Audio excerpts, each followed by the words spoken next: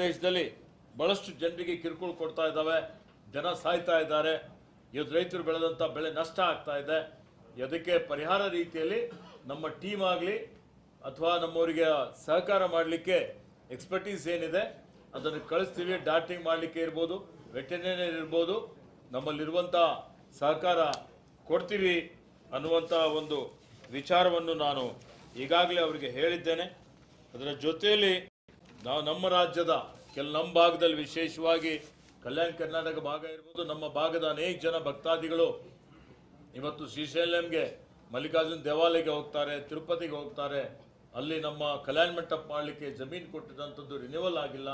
ಇಂಥ ಕೆಲವೊಂದು ಪ್ರಕರಣಗಳು, ರಾಜ್ಯದ ಸಮಸ್ಯೆಗಳು ನಾನು ಅವರಿಗೆ ಗಮನಕ್ಕೆ ತಂದಿದ್ದೇನೆ.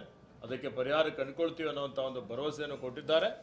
ಮತ್ತು ಬರುವಂಥ ದಿನಮಾನಗಳಲ್ಲಿ ತಿಂಗಳಿಗೆ ತಿರುಪತಿನೂ ಅಲ್ಲಿನೂ ಸಹಿತ ಇವತ್ತು ನಮ್ಮ ಭಕ್ತಾದಿಗಳು ಹೋಗಿದ್ದಂಥವರಿಗೆ ದರ್ಶನ ಇರ್ಬೋದು ಅಥವಾ ಅವರಿಗೆ ವಾಸ್ತವ್ಯ ಮಾಡಲಿಕ್ಕೆ ಕಲ್ಯಾಣ ಮಂಟಪಗಳಿರ್ಬೋದು, ಅಲ್ಲಿನ್ನೂ ಹೆಚ್ಚಿನ ಒಂದು ಮೂಲ ಸೌಕರ್ಯ ಒದಗಿಸಿಕೊಡ್ಲಿಕ್ಕೆ ಸಹಕಾರ ಮಾಡಬೇಕು ಅನ್ನುವಂಥ ಒಂದು ಮಾತನ್ನು ನಾನು ಪವನ್ ಕಲ್ಯಾಣ್ ಅವರಿಗೆ ನಾನು ಮನದಟ್ಟು ಮಾಡಿ ಕೊಟ್ಟಿದ್ದೇನೆ. ಮತ್ತು ಈಗಾಗಲೇ ಅವರು ಮಾತಾಡೋ ಹೊತ್ತಿನಲ್ಲಿ ಒಂದು ಮಾತು ಭಾಳ ಹಿಡಿಸ್ತು ನನಗೆ.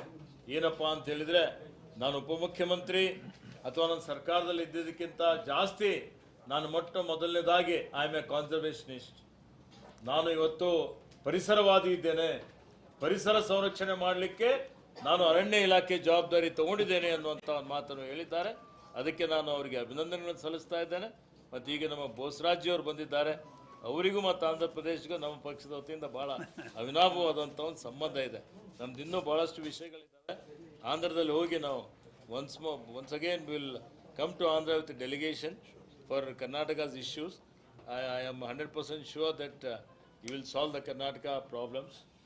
So ಈ ರೀತಿಯಲ್ಲಿ ಬಂದಂಥ ಪವನ್ ಕಲ್ಯಾಣ್ ಅವರಿಗೆ ನಾನು ಮತ್ತೊಮ್ಮೆ ಆರ್ಥಿಕ ಸ್ವಾಗತವನ್ನು ಬಯಸುತ್ತಾ, ಈಗ ನಾವೇನು ಇವತ್ತು ಒಪ್ಪಂದ ಮಾಡಿಕೊಳ್ತೀವಿ, ಒಡಂಬಡಿಕೆ ಮಾಡಿಕೊಳ್ತೀವಿ, ಇವತ್ತು ಆನೆಗಳ ಇದನ್ನು ಪಳಗಿಸುವಂಥದ್ದು ಇರ್ಬೋದು, ಈ ಎಲ್ಲ ವಿಷಯಗಳು ಇವತ್ತು ನಮ್ಮ ಹಿರಿಯ ಅಧಿಕಾರಿಗಳು 12ನೇ ತಾರೀಕಿಗೆ ಒಂದು ಒಪ್ಪಂದವನ್ನು ಮಾಡಿಕೊಂಡು ಅದನ್ನು ವೇ ಫಾರ್ವರ್ಡ್ ತೊಗೊಂಡು ಹೋಗ್ತೀವಿ ಅನ್ನುವಂಥ ಒಂದು ಮಾತನ್ನು ಹೇಳಿ ಅವರಿಗೆ ಮತ್ತೊಮ್ಮೆ ಕರ್ನಾಟಕ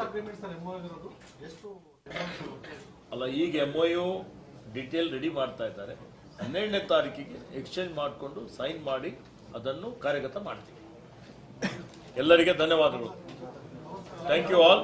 ಈಗ ಮಾನ್ಯ ಪವನ್ ಕಲ್ಯಾಣ್ ಅವರು ಮಾತಾಡ್ತಾರೆ.